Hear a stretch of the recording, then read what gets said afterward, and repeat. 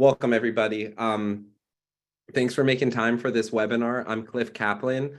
I'm the program director for an organization called the Hill Country Alliance, and I also serve as the secretary for TRAM, Texans for Responsible Aggregate Mining. This is TRAM's second webinar highlighting best practices and strategies for addressing the impacts of concrete plants, aggregates industry, so that we can really reduce the impacts of this necessary industry in our community and get the value that we need out of these products while minimizing the footprint that these industries can sometimes have in our community. We are really excited about this particular topic and this particular webinar on outdoor lighting because we've got a couple great presentations and a really exciting and excellent example of good outdoor lighting at a concrete batch plant in Lauren Concrete in Dripping Springs, and we'll be hearing from them a little bit later this evening. I'm just going to say at once, in case it's not obvious, I'm pretty sick, so I'm going to do my best to keep it together. But if you see me sweating or sneezing, I'll try and be on mute whenever I'm doing that kind of thing. And I just appreciate y'all's kind patience with me for that.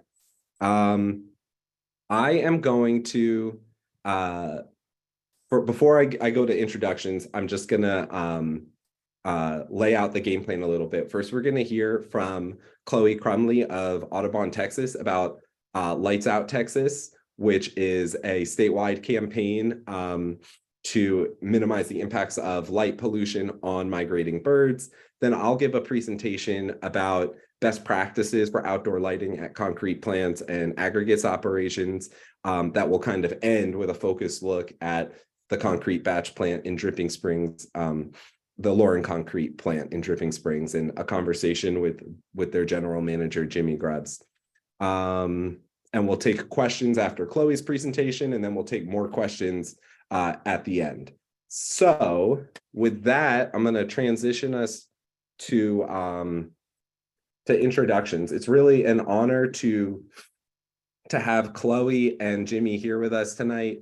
Chloe Crumley is the engagement manager for Audubon, Texas. She's been there for 6 months, but she's been working on these issues in Texas for much longer than that. She was previously with the National Parks Conservation Association, where she was for about 5 years. She also serves on the board of the Balcones Canyonlands National Wildlife Refuge. And she is from San Antonio, Texas. So these Central Texas issues are quite personal to her. And Jimmy Grubbs is also from the Hill Country, born and raised. He has been with Lauren Concrete for let's see. Actually, I don't have that in my notes, how long you've been with Lauren, Jimmy, but as long as I've known you, which is probably 7 years. 8 years. Yeah. 8 years. 8 years.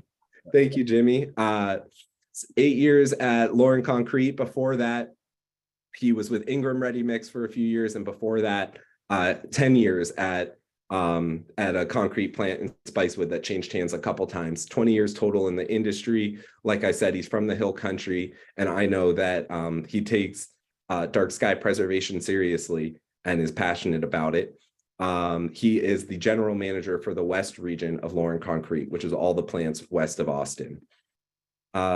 With that, I think we'll go ahead and turn to Chloe's presentation. And like I said, we'll open it up for questions after her presentation, and then we'll turn the page to talk specifically about aggregates and concrete. So Chloe, you're going to share your screen to show a video, and then I'll share my screen to show the rest of your presentation. Yes, absolutely. Thank you so much, Whip, for the introduction. I understand being sick. I was sick last week, so I might cough a little bit through my presentation. Please some grace on that. So as Cliff mentioned, Chloe Crumley, Audubon, Texas. I have an engagement manager working on our urban conservation programs, which includes Lights Out Texas. And a lot of this work and doing Lights Out and being dark sky friendly is important to me. because not only do I believe in the Texas heritage of our dark skies and bright stars, but recognizing that as a conservationist, we can't have the awe of the day without the wonder of the night. And so really trying to express to people that the landscape and protecting the landscape is that is important. We have to remember that the nightscape plays a vital role in our conservation efforts. So I'm excited to share with you all about why lights out and conservation for the night sky is vital to birds. I'm going to start off this presentation with a quick video. So let me get this going for you all.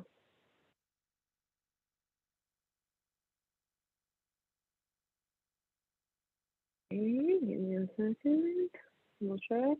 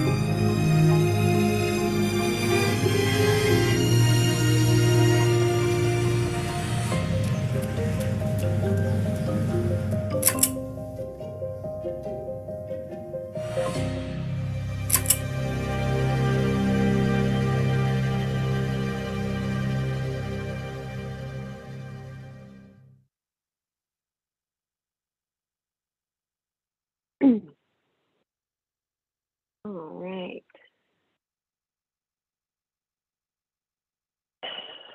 So in that brief video, you saw a little bit about lights out and the value that it brings, or the necessity it brings for our birds. But I'm going to go back. Actually, Cliff, you want to go back to that previous slide? There's the fuzzy image. Yes, we'll start there. So that was actually also a video, but I'm going to go ahead and drop it in the chat box so that y'all can get a glimpse of what it is. It's actually a migration animation map done by Cornell to give you a glimpse of migration for migratory birds. And so that video gave you a sneak peek into the troubled bird space with light pollution. But again, I want to take a step back to talk about this migration and why this is important to Texas with our migratory birds. So roughly half of the world's nearly 10,000 known bird species migrate.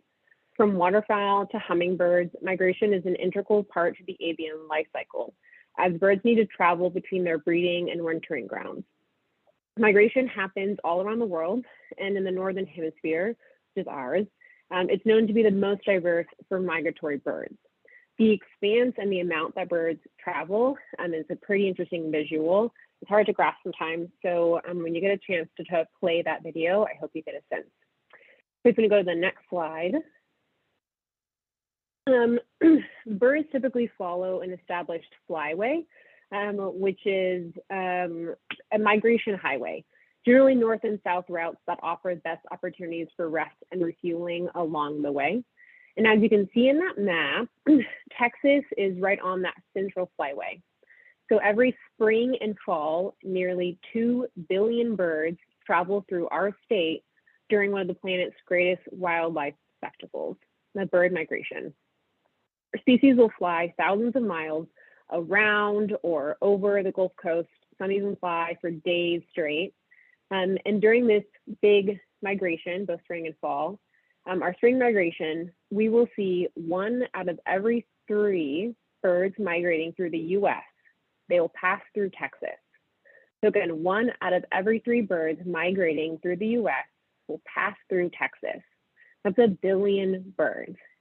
It's important to note, while we're talking about lights out, that most of these birds will travel at night.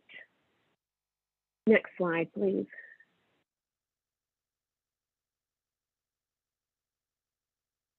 So here is an image done by Cornell that shows the migration altitude for different types of birds. And so want to express in this is that, again, most migratory bird species are traveling at night when wind currents are smoother and the moon and stars can guide their way. But unfortunately, as we have seen in many light pollution maps, excessive lighting at night attracts and disorients migrating birds. So once birds are traveling across our states and passing through urban areas, they become disoriented. And while the light can throw the birds off of their migration path, a lot of the fatalities are more directly caused by the amount of energy birds are wasting flying around and trying to calling out in confusion. They tend to land in nearby nearby trees or other landing spots on buildings, and then become vulnerable to building collisions when they try to take off flight for the next morning. Not to mention other urban threats like cats or toxins that can be a result when birds are trapped in urban areas, especially when they're trying to migrate further. An estimated 1 billion bird or US deaths occur annually from collision with buildings and structures. And again, our migratory species are the most at risk. Next slide, please. And collisions with buildings is known in Texas. And this is actually how Lights Out Texas started. It's our origin story. In 2017, nearly 400 birds were fatally collided with a commercial insurance building in Galveston. This spurred action by conservationists and different partner groups, including Houston Audubon, that started a pilot program of Lights Out in Galveston and in Houston. Since then, other founding partners really designed Lights Out Texas as a statewide campaign in order to standardize the approach for messaging, communication, and volunteer efforts across the state. Through this program, we now have multiple partners all the way from El Paso to the coast and the Panhandle who encourage the Lights Out in their community. And we're continuing to push this messaging every day and hopefully to not have it just messaging, but move it forward to policy change. Next slide, please. This, hopefully this is a familiar image to you. If not, you can go to the website and snag it for yourself as either a yard sign or a social media post. But this is part of our Light Out Texas campaign. Now we have the opportunity to share this message for all Texans to go lights out during spring and fall migrations. And this Lights Out campaign is actually not just in Texas, but other states with high migration rates also have their own Lights Out programs as well. Next slide, please. But even though other programs have Lights Out, like Chicago or Lights Out Pennsylvania, I will want to note that Texas is seen as one of the most important and vital states to have a comprehensive Lights Out campaign, because we see, again, 1 out of 3 migrating birds to the US, and we contain 3 of the top 20 cities in exposing migrating birds to hazards created by light pollution. So basically that means that light pollution disorients birds, migratory birds, when they're traveling at night. And of the 20 cities that are causing the most fatalities due to migratory birds because of light, Texas contains 3 of those cities. So everything is bigger in Texas, including our light pollution that is fatally, that causes fatalities in bird migration. But I think that also allows us an opportunity to have a larger and positive impact. We are making that we can have a larger splash, knowing that we have a larger footprint. Next slide, please. And I'm mentioning all this about birds, but I also want to take a moment to say, why birds? Because why should we care about birds and bird collisions and migratory birds? Yes, we see so many of them, but what about protecting them is so important? And why should we have our lights out to protect not just the night sky, but also species like birds? So these are some of my favorite facts about them. But birds are truly everywhere, whether you're in a city or the woods or a lake, or out on the farm, in the country. There's a variety of ways in which birds can benefit our ecosystem and enhance our lives. So first off, birds eat insects, pests, and other pests that would decimate agricultural crops and gardens. Hummingbirds actually pollinate plants, and other birds disperse seeds. We also know that hawks and owls keep the mouse and rat population down. And also birds eat millions of mosquitoes. If that is a concern to you, birds help with that. Birds also help us know if the environment is healthy. And because birds are actually sensitive to toxins, especially our wild birds, they can help detect problems in the wild and serve as an early warning system that something is wrong in the environment. So then changes can be made before the problem impacts humans and other animals. Birds also make us money. They are an economic driver, believe it or not. So wildlife watching is among the fastest growing outdoor pursuits in the United States. I hope that you go out and bird sometime. I recommend downloading the Merlin app, and I'll put in the Dropbox. But birding actually creates over 600,000 jobs across the U.S.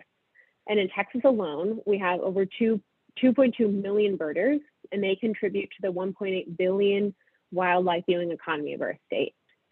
Some birds can only be found in Texas, like the golden cheek warbler. It's a native Texan, and it increases ecotourism to our state. Birds also bring joy.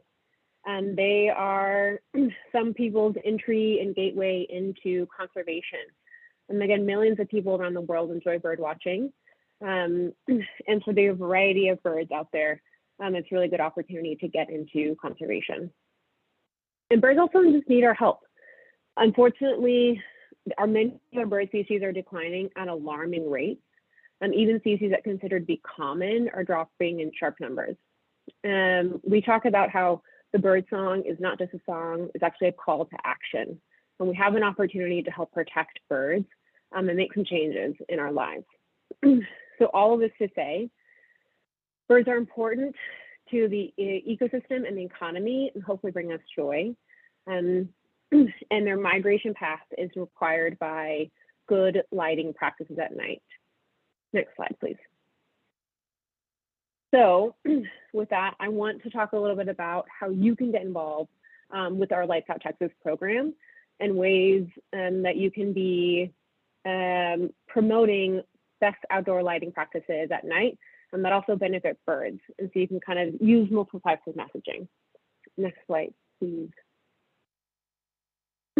I know this will be talked about more in the presentation, but I just want to touch on that everyone can and should follow the examples of dark sky friendly lighting from the International Dark Sky Association.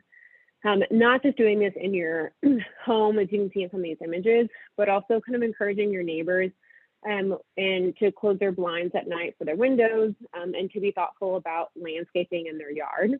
Sometimes you see when the trees have lights on at night and they light up the tree, it can be a really nice landscaping for some folks and think it's really beautiful. But it's good to remind our neighbors that the lighting at night, no one is there to see it. They can't recognize that your beautiful tree is lit up at night. But also when you go to bed, you turn off the light, and leaving lights on at night, pointing up at trees can harm our nesting birds. Again, we have one out of every 3 birds migrating from the US in our central flyway, and they're going to stop here in Texas at some point and rest in those trees. And so encouraging folks to also do this, not just in their home, but also thinking about it for their landscaping and what is necessary. Next slide, please. I also recommend for Lights Out Texas, and I'll put this in the chat box, but really just spreading the message and the word is bird.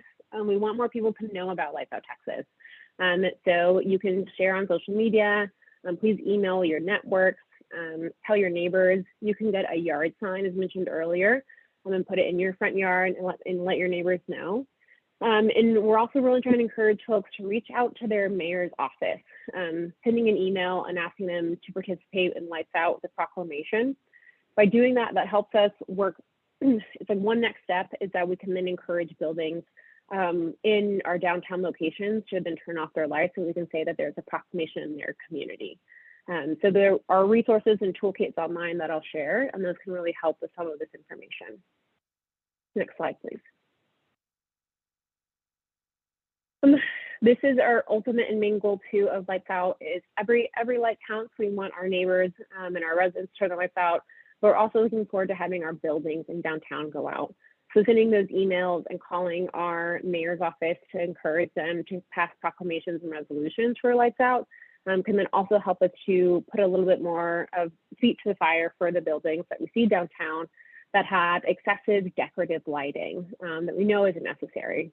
So it's a slow process, but we're really hoping to see some changes, especially in the top buildings in Texas that see the most bird collisions, whether it's due to lighting or just poor building design. Next slide, please. Also, if you're interested in volunteering somewhere in your community, I'm sure that you can find, we can connect you with a volunteer that is doing a bird collision monitoring program. These programs help us to gather data about what types of birds are being struck at the windows, help us to decide what time of day, where these buildings are, and that can all, getting that information, we take it and are using it to then build a better program and then to target messaging for specific buildings and specific communities.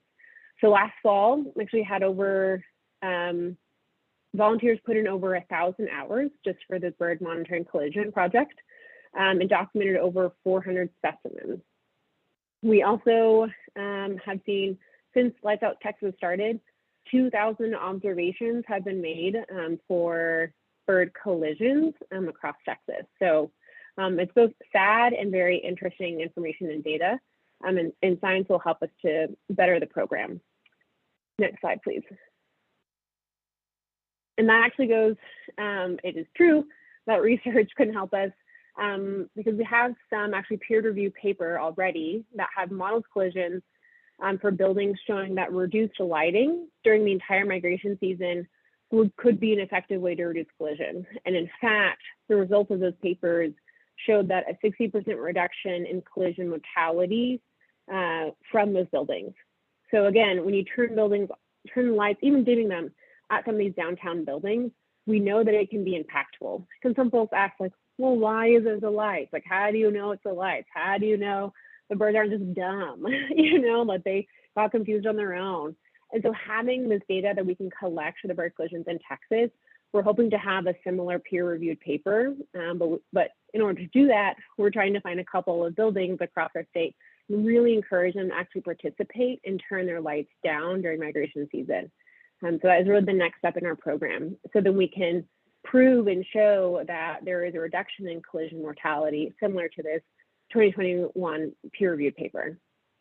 And we also know that turning off individual lights, even in an otherwise brightly lit area, is likely to have a meaningful difference to decreasing bird mortality. So every light counts.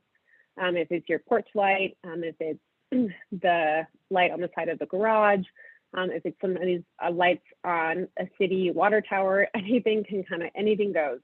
So really encouraging turning off lights because we know that it actually truly does benefit our birds.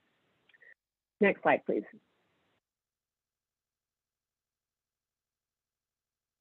Is not only effective, it's also cost effective. We also know that, of course, energy, especially for buildings, can be energy savings are high when we know it's turning off lights. So there's about $1.34 per square foot on electricity spent by buildings. And so trying to leverage some of this data and information to encourage our buildings to turn their lights off.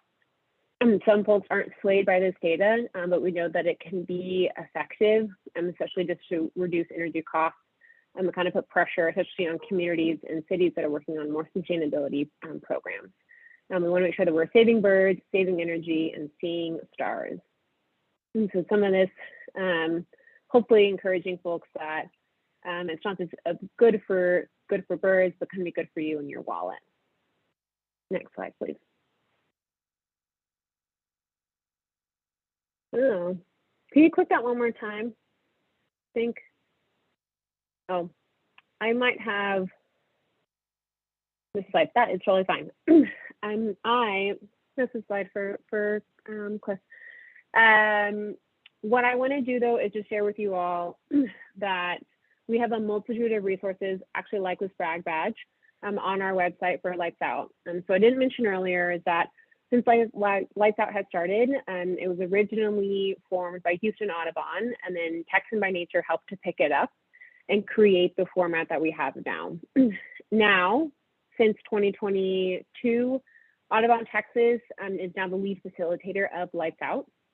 And you can find a full suite of resources from outreach emails to buildings, to social media content, to children activity sheets, all on our toolkit website, which I will drop into the chat box.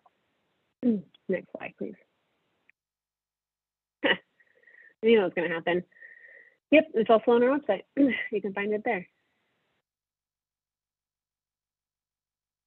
And as I mentioned, there's a multitude of partners and founding partners and coordinating partners that all are part of this effort. We appreciate everybody who is doing their best. We know that there are some folks on this call who are doing a lot to really protect the night sky and for our birds, and really appreciate it. And so we want to continue to uplift partners and find creative ways to do that. And so if you are a partner and you have thoughts and ideas of how you can be uplifted in the work you do for Lights Out, please let us know. We want to make sure that everyone is recognized, because would not be possible without all the partners. Next slide, please. And last but not least, and this is a part of something we say about IDA, but we encourage folks to go lights out so we can turn on the night. And so again, if you have any thoughts or questions, please feel free to reach out to me. But our full suite of resources is online and helping you share the messaging about Lights Out Texas, because we are currently in our spring migration season. So you might even see some birds passing by your home tonight. Thanks so much. Thank you, Chloe. Does anybody have any questions for Chloe about Lights Out Texas, the Lights Out Texas campaign? You can go ahead and take yourself off mute, or you can put a question in the chat if you have one, or you can use the button to raise your hand. So just I'm gonna raise my hand. Can y'all hear me? Hi, Chloe. Thank you. I just buzzed in a few minutes ago. What kind of success do you feel and traction have you guys received or observed with this campaign? It seems relatively new because I've been seeing ads about it, which is really inspiring. But do you have any corporations or office buildings or whatever ignoring it or pushing back, or, and do you see a lot of success? It seems a pretty simple thing to do, but I could also see people not getting it. Yeah, that's a great question, and I think you'll hear that more from some of the speakers later on today. I think there's even a question in the chat box earlier about trying to encourage businesses to turn their lights off and success rates on that. And I will say it's a mixed bag. There are some buildings that you go to and ask, and I will say the tricky part actually is that a lot of our buildings downtown and some of our communities aren't necessarily owned by the business in them. So in Austin, for example, we have Frost Tower, and they rent out to a lot of other folks. We know that Frost owns that whole building, but sometimes you might have Bank of America and there's a Jason's Deli shop in there and somebody else. That whole building is owned by a real estate agency in New York. And so they don't have operating controls of the building itself. New York agency does. And so we're having some difficulty getting down to who has access and who can confirm to us they can turn the lights out. It is oddly surprising, a little more difficult than we would think, but not impossible, because there have been instances when buildings have turned their lights off, either for it was requested by the mayor's office, or there was a memorial moment and the lights wanted to go off or to change. So it can happen. I think folks are just, kind of playing dumb because they don't necessarily want to do it for the conservation. So we're trying to find creative ways to encourage folks and inspire them that are building operators and owners to do this. So there is some success, but not as much as we want. And that's what we're really focusing our energy and time on. Thank you very much. Chloe, just a quick question from the chat was just to repeat, how much money does birding bring to Texas again? $1.8 billion for wildlife viewing, and about a third of that is for birding specifically. So that could also include folks who are just looking at other wildlife across the state. And maybe you're looking for deer or turkeys or cougars or something else, but 1.8 billion is for wildlife viewing. Do you know, Chloe, I'm just, again, another question from the chat. Is there any local or statewide legislation or ordinances to elevate this issue or to bring some regulations that would enforce on this issue? There are some counties already that have at least dark sky ordinances in place, and then that encourages, especially dark sky certified communities that we know of, have ordinances that require civic lighting in their community. And so I think Dripping Springs is a really good example of that. Something about Hayes County is a good example of that. Again, sometimes those ordinances need to be enforced, and sometimes they aren't, because enforcing them requires, it's a nighttime job, and not everyone was working overnight. We, though, also work for Lights Out Texas, are working to encourage, it's called a PRO. It's a proclamation, resolution, ordinance. So we're working on getting communities to pass proclamations, and then an ordinance, and then, a resolution and ordinance. So hopefully getting up that ladder of engagement for those communities. So then it kind of requires, and there's some finality behind it. So there are a couple across the state, but not as much as we would like. And the enforcement isn't always as strong as we would like. So continuing this messaging, hopefully what we can do. Thanks, Chloe. And one last question from the chat. Can you give an example of how birds can signal the health of our environment? This person, Debbie Castro, is presenting to her neighborhood and wants to discuss that. Yeah, I think a good example of that would probably be, and Debbie, I'll have to give you the specific research on this, but there was actually pesticides that were being used that ended up being harmful to, and it's actually the bald eagle that folks didn't realize was a harmful pesticide. And that pesticide can then be harmful to humans and cause defects in humans. And so realizing that the bird population for the bald eagle went down drastically, and they connected it to this pesticide, then we're able to then remove that pesticide out of circulation for agricultural purposes, which then reduce the risk for harm for people. Other examples are definitely around, if you think about climate change, birds are having to move from coastal areas where they're seeing less and less habitat, and we're seeing that as a kind of again signifier of changing environment around us. If our birds are migrating sooner in the season, we're seeing birds that are coming. The recommendation is March through June, but we're seeing some birds coming in February, and thinking about if their signals are messed up on their migratory path because of some climate change that's happening in our communities. But I can send some specific examples to Cliff to share out after this call. Thanks so much, Chloe. Really appreciate the presentation, and also Lights Out Texas as a campaign in our state. So thank you so much for everything that you and Texas Audubon are doing to preserve bird migration here. Absolutely, thank y'all. Okay, thanks, Chloe. And I know that Chloe has a meeting she's going to have to sneak over to that conflicted with this one. So if people have additional questions for Chloe that come up over the next 40 minutes while we're on this webinar, please feel free to email her or email them to me. I'll put my information in the chat as well. And we'll get those to Chloe and we'll get answers back to you.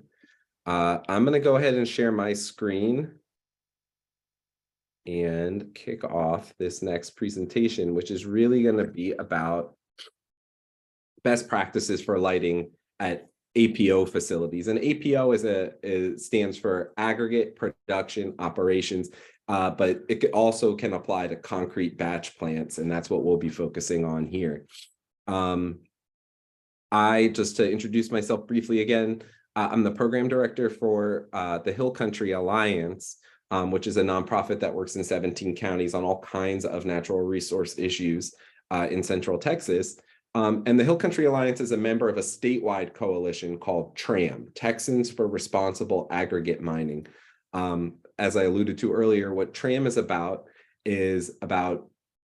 raising the standards of operation in the industry here in Texas, recognizing that we need aggregates, we need concrete to build the world around us. However, there are opportunities to reduce the impacts of these industrial operations on neighboring communities and on our environment. And that's what TRAM is all about. And we work with industry, and we work with policymakers, and we work with community groups to hopefully elevate the industry here in Texas. Excuse me.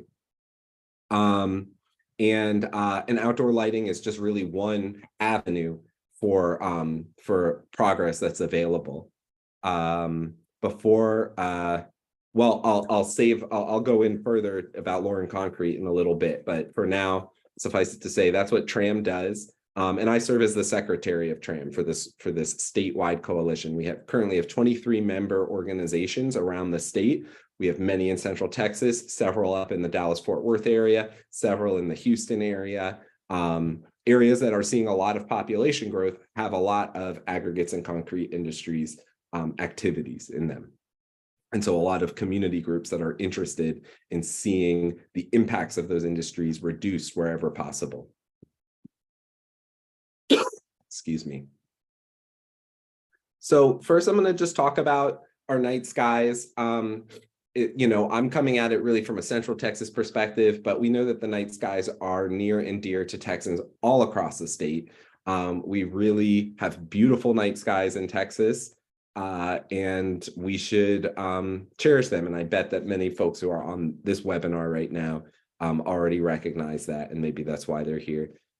This is from Pedernales Falls. This is from Enchanted Rock. So just really extraordinary night skies that we have access to here in Texas. 4 out of 5 North Americans can no longer see the Milky Way from where they live. And thankfully in Texas, there still are a lot of places where we can see the Milky Way. And many of those places are within a short drive of the major urban areas. This is what Texas looks like at night from the sky. You can see the major urban areas, of course, are lit up, but so are major resource extraction and industrial areas like the Eagle Ford Shale and the Permian Basin out in West Texas. So just real briefly, why does light pollution matter? There are many reasons why light pollution matters. I'm going to move through these pretty quickly so that I can get to the best practices for aggregate production operations and concrete batch plants. First of all, excuse me, I'm so sorry for this cough. First of all, it's something that an appreciation of the night sky and the joy of seeing the night sky is something that everybody who lives on Earth ought to have access to as part of being on Earth. And being of Earth.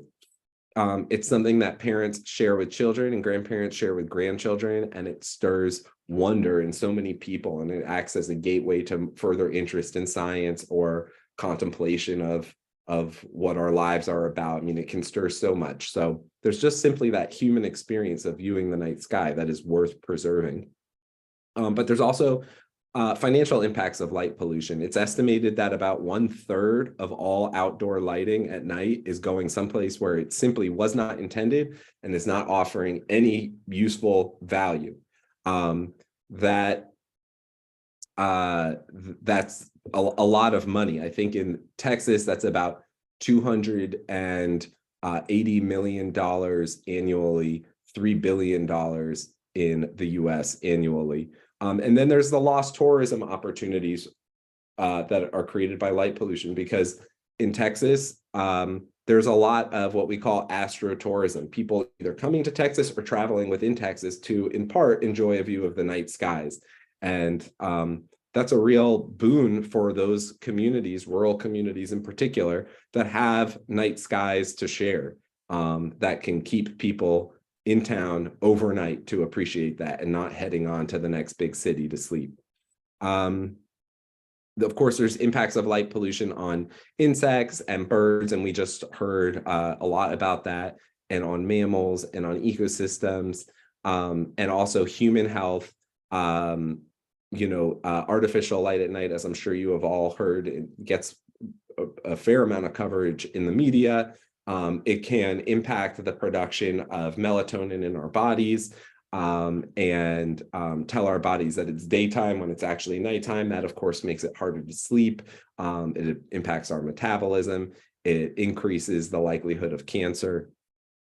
And when it comes to crime, light pollution or artificial light out at night that can be seen from far away is often an attractive element for crime rather than a deterrent, because it says to somebody who's looking for someplace to go and find something of value exactly where it is.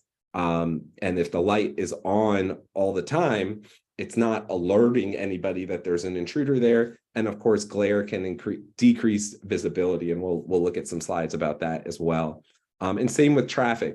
Light pollution, if it's shining directly into your eyes, decreases your ability to see at night and therefore makes the roads more dangerous. So there's different kinds of light pollution that we can talk about. There's light trespass, there's light clutter, there's glare, and let's take a closer look at some of those. So sky glow is one. That's just light that's going straight up into the sky where it's really not intended to go. And this image is of a ball field in Henley in Hays County. Light trespass is when light's shining across property lines. So it's shining off of one person's property and either into a public space, or off of the public space and onto private property, or from one piece of private property to another. And in fact, this whole side of the house here is being lit up by that ball field. This picture was taken from this porch on this house. So you can imagine the kind of impact that has for the people who live in that house and are subject to that lighting at night. Glare is light that's shining directly into the eyes of people walking by or driving by. And like I said before, it actually diminishes our ability to see at night. It elevates the contrast and makes the darks darker and the lights lighter. So you can see here, that is an unshielded light creating a lot of glare. But if we cover up the source of that light, we can see into the shadow much better. And you can see there's a person there. And he was there all along, but he was hard to see when we had the glare shining into the camera here. Just like it's hard to see into those shadows when the glare's shining into your eye. If you prevent the glare, you can see much better into those shadows. Light clutter is just too much lighting in the streetscape. I put an image here that suggests like an electronic billboard, because that's a really important topic right now when it comes to outdoor lighting, but light clutter comes in all shapes and forms. Excuse me.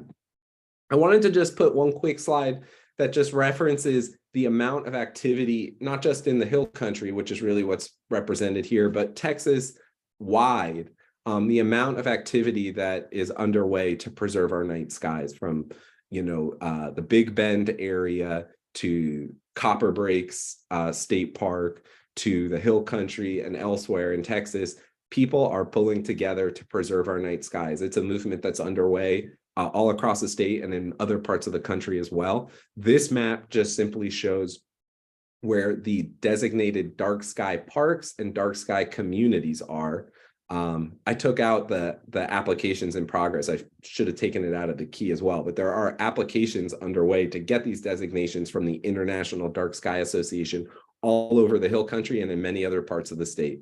So rather than miss a bunch of applications that are underway, I just took them out of this slide. But you can see there are many parks in our region here in Central Texas, as well as many communities here in Central Texas. And again, that's where I work and that's sort of my orientation, but this is happening all across the state. And the International Dark Sky Association is, like the name suggests, an international organization that designates places as dark sky communities, dark sky parks, or dark sky reserves, larger landscapes. So what is good lighting? I'm just going to take a quick drink. Good lighting, first of all, is only on when it's needed. And this is going to track roughly to those principles of outdoor lighting that Chloe presented in her presentation from the IDA, from the International Dark Sky Association. And they're also going to track with the best practices that I'll be turning to next for good lighting at concrete batch plants and aggregate production operations. Good lighting is only on when it's needed. So it's on switches or sensors or timers that turn that light off after it's been used. So not a timer that has it going on all night, but a timer that says, okay, the light will stay on for 3 minutes while it's in use, and then it'll turn off automatically. Switches, motion sensors, and those kind of short interval timers. Good lighting is not more than is needed for a specific task. So this is a case from, excuse me. This is a case from Big Bend, and they realized at the park there that they don't need to light the whole porch all the time. They can get away with just lighting that map that tells somebody that there's something there to see, and as they approach, the porch lights turn on. But they don't need to have the porch lights on all the time. They just need enough to signal to folks that there's something there that they might need to go see. Good lighting is going to be amber in color, more amber rather than blue. And so the way that's measured typically is in something called correlated color temperature. And in correlated color temperature, which is measured in degrees Kelvin, you want outdoor lighting that's below 3000 K. Even lower is great. Below 2700 Kelvin is great also. But 3000 K is a good demarcation. And you can always know what the correlated color temperature is because it tells you right here, when you go buy a bulb or an LED, it'll tell you what the correlated color temperature is on this lighting facts box. It's a commonly referred to specification for lighting. Good outdoor lighting is fully shielded. So you can see on the right-hand side here, that's the best. The light is just shining down where it's needed. It's not shining in every direction like it is all the way on the left. And notice that all the way on the left, it's hard to see the person standing under the light because of the glare coming at us. But once you shield that light, it's easier to see what's underneath. That, of course, makes for happier neighbors, and that's what we're seeing here. When you have fully shielded lights, you're preventing sky glow. There's no light going up into the sky. There's no glare because that light is contained to right where it's needed and it's not shining off into the street and into people's eyes directly. And there's no light trespass across property lines. And of course, that makes for happier neighbors.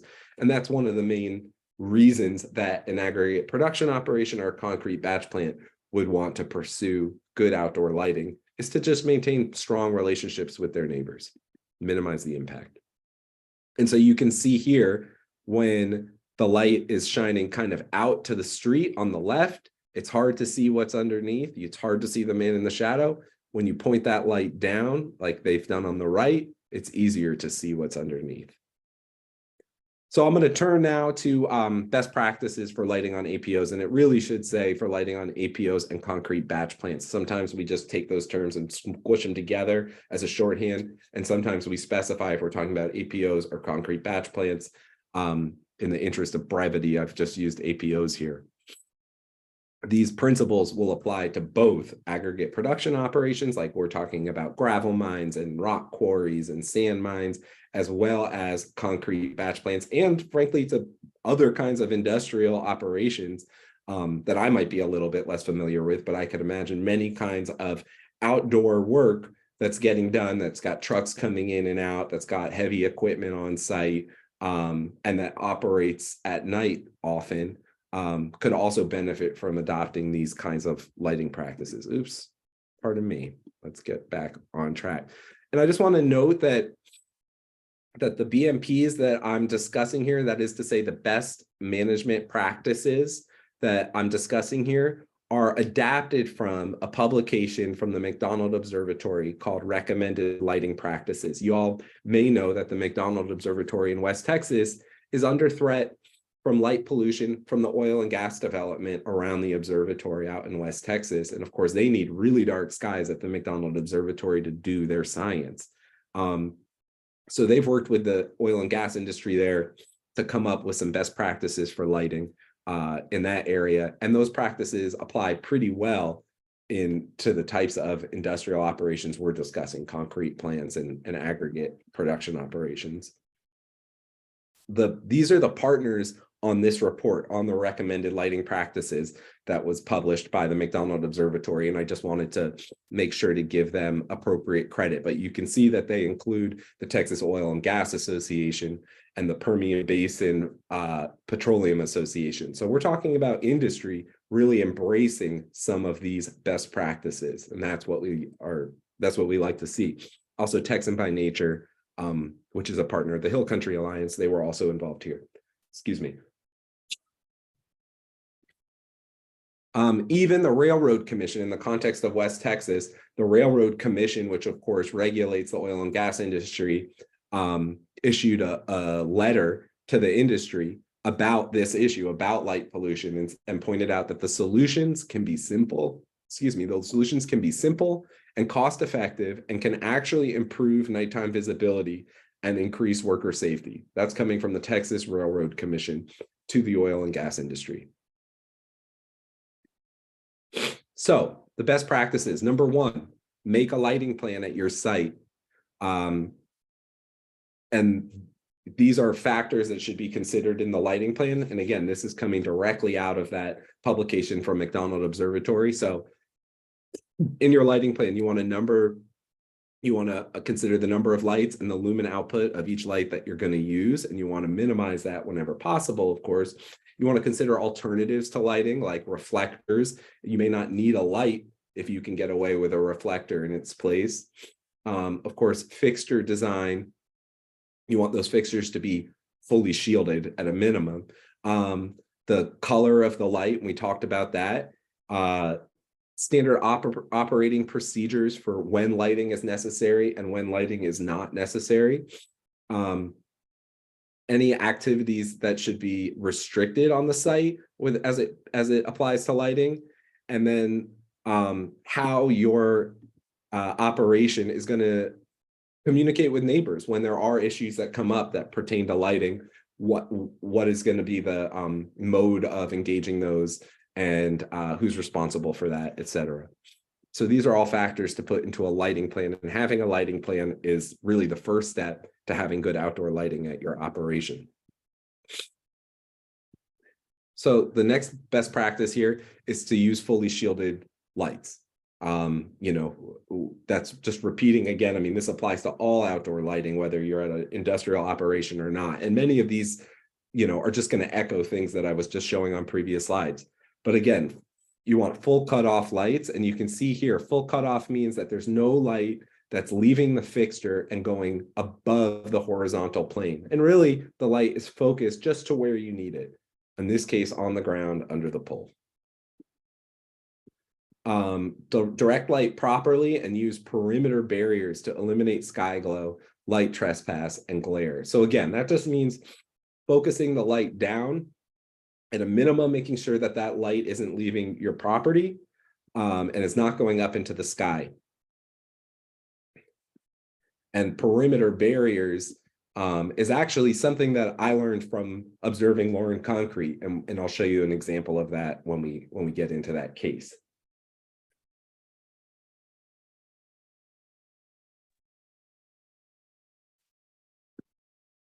This is just some images from West Texas. You can see here on the top, the lights are shining out mostly sideways, and in some cases in every direction. And what they've done on the bottom is they've just taken those fixtures and pointed them down. You can see in the little insets in this image on the top, the lights are kind of at an angle, and on the bottom, they've pointed them down. They've got just as much, if not more, light actually on their work surfaces, because the lights are all being focused onto their working area and the light isn't shining off the property to wherever this photo was taken from. And you can see all the glare that was created in the top image. This is Bill Wren. He was for a long time the leader of outdoor lighting education on behalf of McDonald Observatory, dark sky preservation on behalf of McDonald Observatory. And this is a demonstration he did.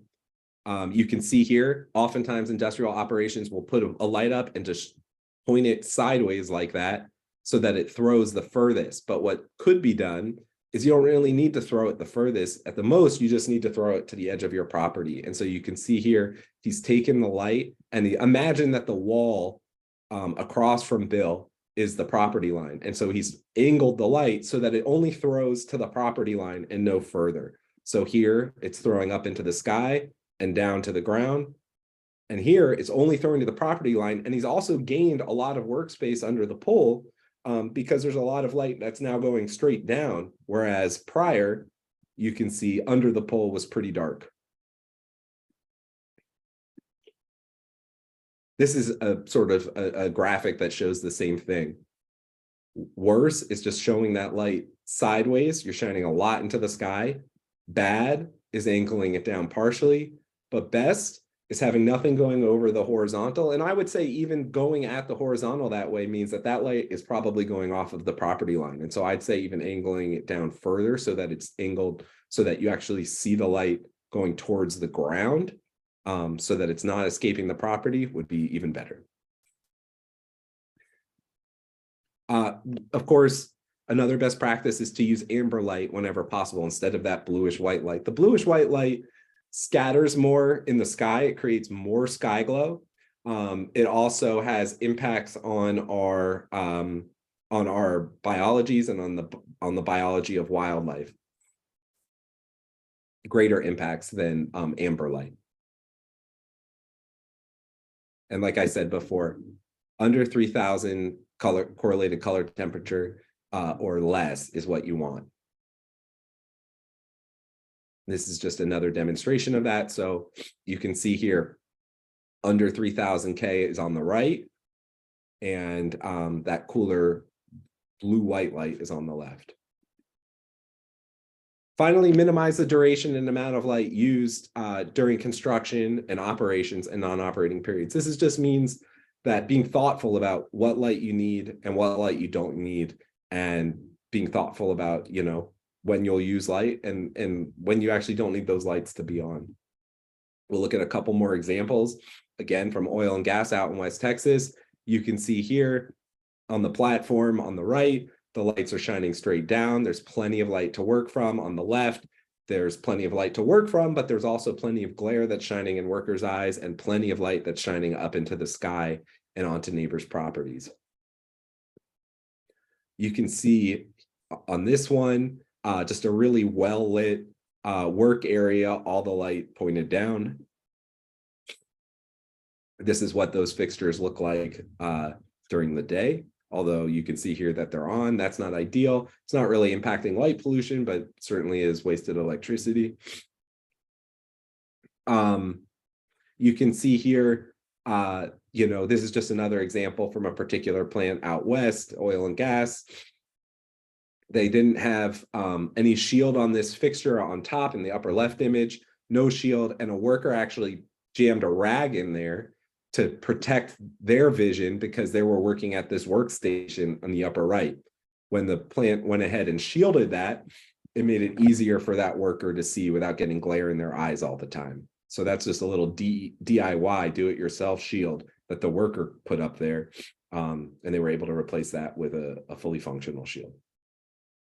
Optimal configuration for these kinds of equipment, you know, these mobile light units, is with the lights side by side, staggered and not stacked, and pointed down at no more than a 20-degree angle. Because when you stack them, you can see you get a lot of reflection. You know, the upper units reflect off the lower units and create a lot of glare. I mean, it's just at that point like having an unshielded light.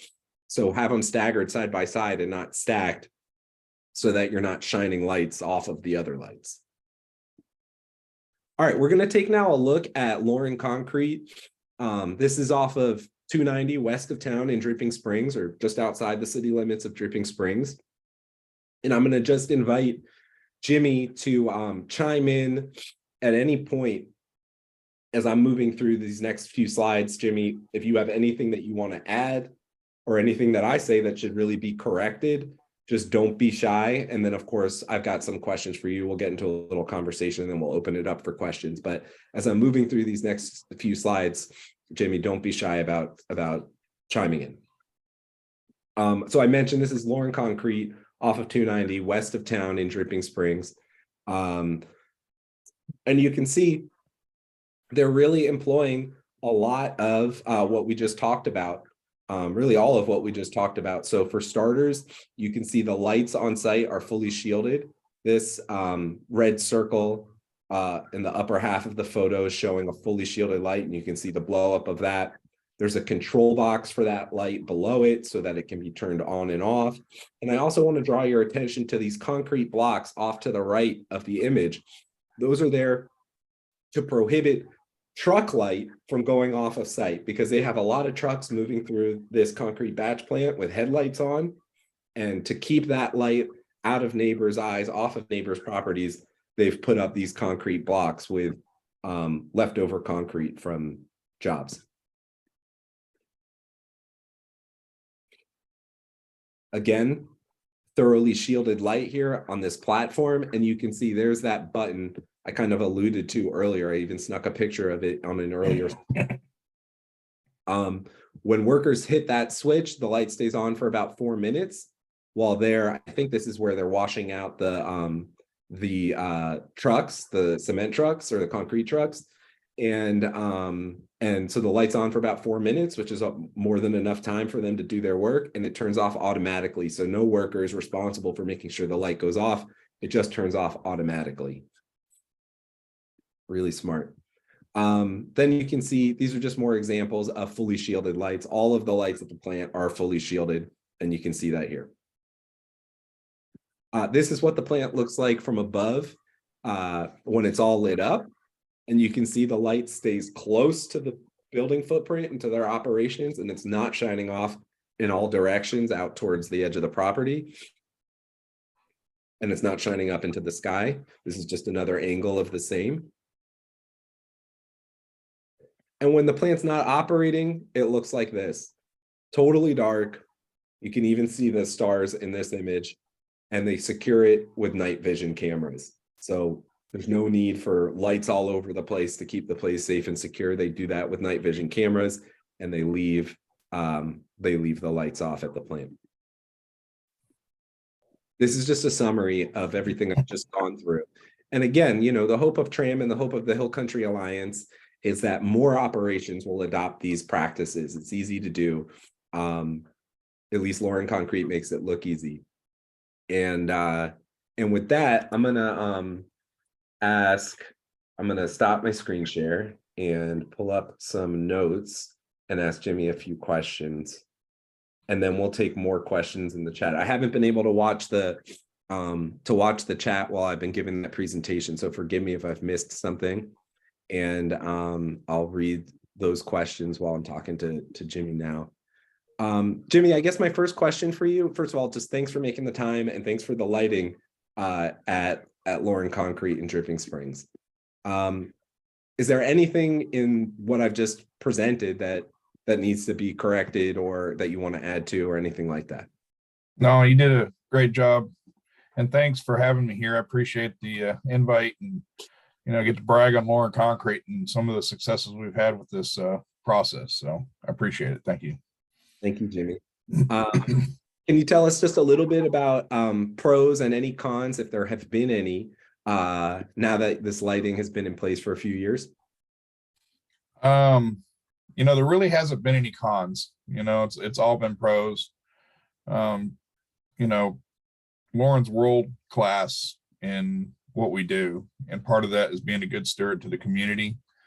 And Dripping Springs is probably one of the most sensitive environments we've encountered doing new construction. So it was real important that we did everything we could to minimize our impact on not only the neighbors, but the habitats, the birds, the deer, the whatever's running around in the night sky. So Thanks, Jimmy. And before I go on to these next questions, I just want to let people know a little bit of a backstory here. Basically, and Jimmy, you correct me again if I'm wrong here, or if there's something to add, but we first met out at the Spicewood plant, which was just had more typical concrete batch plant lighting up. And neighbors had asked me on behalf of the Hill Country Alliance, which works on dark sky issues, to come and talk with Jimmy and some of the other plants that are situated there in Spicewood. And I gave a real quick demonstration about outdoor lighting, and Lauren Concrete picked it up right away and made changes to that plant, pretty significant improvements to the lighting at that Spicewood plant. And then when they went to open a Dripping Springs plant, they got a lighting design together and Jimmy called me and said, hey, can you come out before we install our lighting? I want to show you what we're thinking, and so that you can provide feedback before we put all our lights up. And I asked if I could bring the folks from the city of Dripping Springs, who actually make sure that their ordinance is being followed in that city. Now, of course, this plant is outside of the city limits, but those are local folks who have the expertise. And Jimmy said, no problem. And so we came out with some Dripping Springs officials and the lighting consultant that they sometimes contract with. And Jimmy walked us through the plant and showed us where the lights were going to be, pulled the fixtures out of a shed and showed us the fixtures. And we gave it all 2 thumbs up, really had no criticism or, maybe you ought to change this or change that. It just looked very strong. And that's sort of a little bit of a backstory there at the Lauren Concrete plant.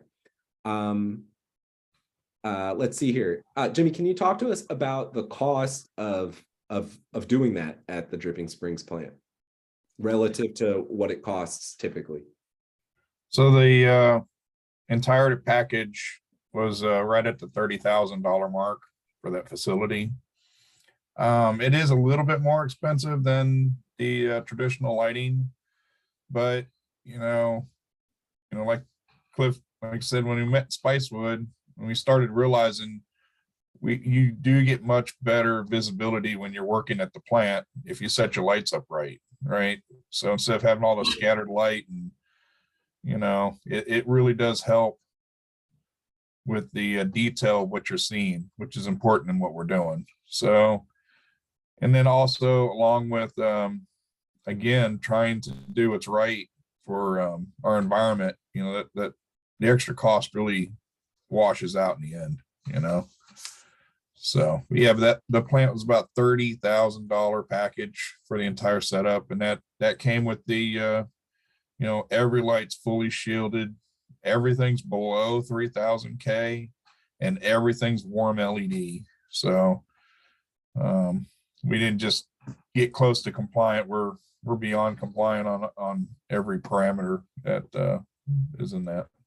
Can you give us a ballpark of what a typical lighting package for a plant of that size would be? With Spicewood, when we started that one was like 22,000. If you go with the absolute cheapest lighting, no shielding, and what do you call those? I guess fog lamps. I don't know what, the ones that everybody hates the most. They are cheaper. You might save a typical fixture, not dark sky compliant for an industrial need, is going to run you around $650. Dark sky compliant, ordered with the right bulb, the right frequency of light, and the shields and everything, you're looking at somewhere around 800 to 1,000, depending on the size. So it's not much, but it is a little more expensive. Thanks, Jimmy. Has there been any feedback, positive or negative, from the folks who work at the plant?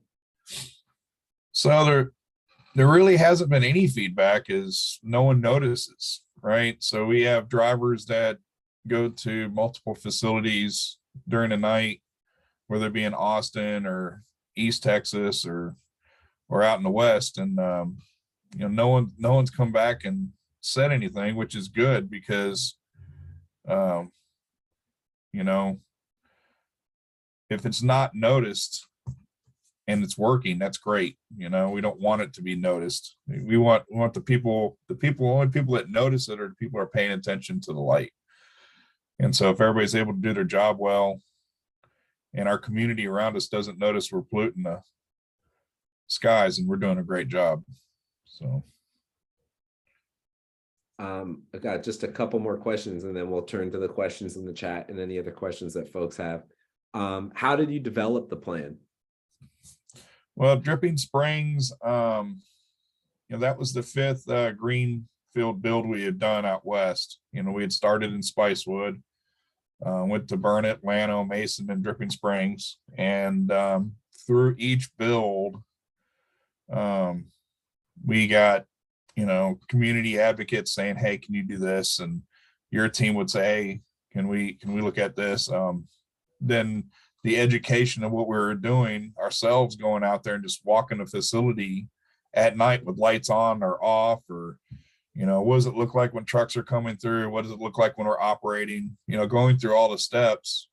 By the time we got to Dripping Springs, I think we really got a good rounded education on what we need to do, how we need to operate, what we need to buy, what works, what doesn't work, so we finally got, just like the timer on the stand you're talking about, that's something we came down later because the photo sensors weren't working there due to the environment of when we're washing the trucks and stuff, the water and everything. So the timer works great.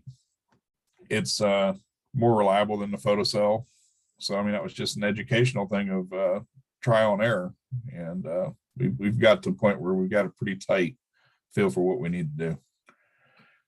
Is there anything you'd do differently in building the next plant? Man, I would look to hear from somebody that wants something done differently. I guess we're really at the point, and I feel comfortable saying, we've got it on lock. We're open to suggestions as always, but I think we really got it down. So we're pretty good now. Okay, cool. Thanks, Jimmy. I'm going to turn to some questions from the chat, starting with this one from Aaron. Has Lauren noticed any change in vandalism since changing its lighting? That's one question, and I'll just give a second one too, which is that about vendors. Are there, what vendors, do you recall what vendors that you worked with on that, or are there any particular vendors that industry should use to find those state-of-the-art systems? So the company that we've been using out west that has been by far the, most understanding, educated. Not only that, they're committed because they're local, hill country residents that believe in what we're doing. Doyle Electric has they did our complete packages on the last few designs that we did. So Doyle, D-O-Y-L-E. Correct. Doyle Electric. They have an office in Marble Falls and Johnson City. So, and they do full facilities, they're not, I'm sure people are familiar, Samsung, they did the entire package for Samsung.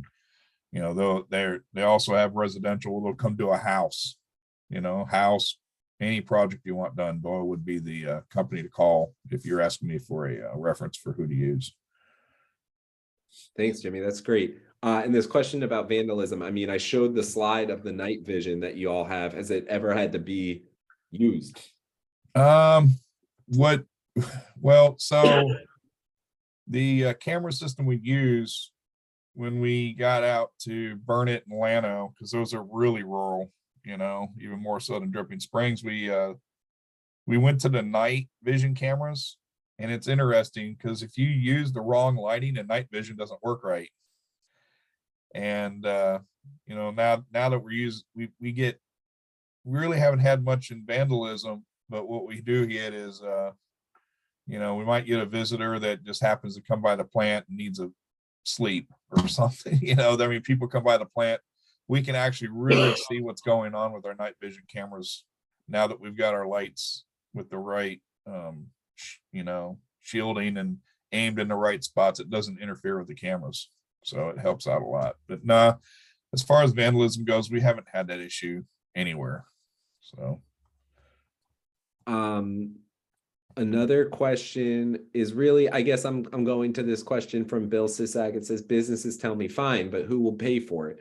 How do we get businesses to see the value and do it? Maybe you can speak to the sort of mentality of your leadership. I mean, your personal leadership, and then also your company's ownership, and sort of how you all think about this.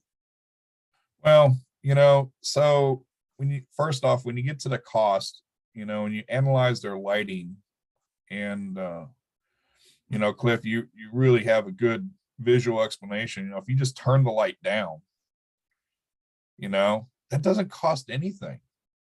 It doesn't cost anything. Just turn the light down, and I mean, I've worked with a lot of companies, sharing this information, and you're right. It is very expensive to go and change your lighting and everything else, but it doesn't cost anything to just turn the light down. And once you show them how much of an impact you can get just out of that, Vulcan's a great example. We did that deal in Spicewood, and we talked with Vulcan, and they adjusted every one of their lights in their plants, and I didn't replace them all, but they adjusted them all, and it was dramatic. When you're driving 7 miles away going up to the quarry, you used to see this big glow in the sky where Vulcan used to be, and now you drive out there, you see it, but if you remember what it used to look like in 2002, 2003, 2004 compared to what it is now, it's night and day. You see more night, right? And it's just a simple adjustment.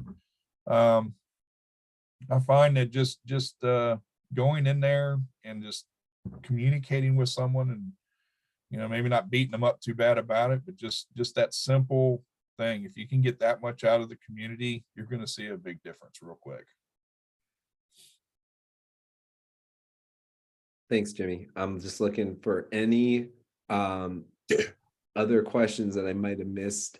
I see there's a question from Wendy. If you've talked with the plant in Blanco, I don't know if they're referring to that. I know there's an Ingram plant there. I don't know if there's a Lauren plant there, but I know that outdoor lighting is a big deal in Blanco. I personally haven't spoken to Mr. Ingram on that facility, but I am confident that if y'all reached out to Earl or Gary Johnson, I do know who they are. I could call them on our behalf. I don't mind doing that, but it's always best from the community. If you have a representative that could stop by the plant and just say, hey, is there somebody we can talk to about the lighting? Because it does come from ownership's. They got to make that final decision at the end. So I would definitely suggest going in there and just talking to that plant operator and getting a meeting, and they're open to doing that. We've done it before. And Wendy, I'll just add to that I've also visited briefly with the ownership of Ingram Ready Mix, Earl Ingram, and I also got the impression that reasonable things like this, that like Jimmy said, is really kind of simple, that he's very open to that kind of stuff, and I'd be happy to help you make that connection if you don't have it already. Also, I'm going to go ahead and put my contact information in the chat, and